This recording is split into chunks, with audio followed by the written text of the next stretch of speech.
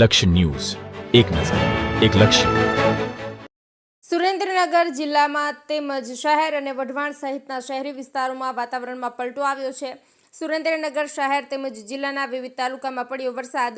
જોરાવરનગર, રતનપર, વઢવાણ સહિતના શહેરી વિસ્તારોમાં ભારે પવન સાથે વરસાદ પડ્યો છે.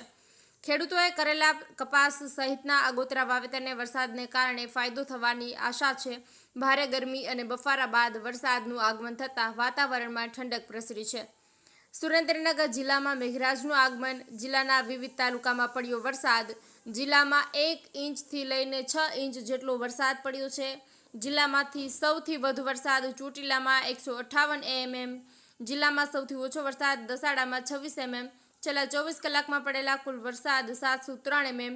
વિવિધ તાલુકામાં પડેલા વરસાદના આંકડા જોઈએ તો Dhrangadhra 35 mm, Dasada 26 mm, Lakhtar 28 mm, Wadhwan 42 mm, Muli 92 mm, Chotila 158 mm, Sayla 98, Chuda 99, Limbdi 31 અને થાનગઢમાં 94 mm વરસાદ નોંધાયો છે.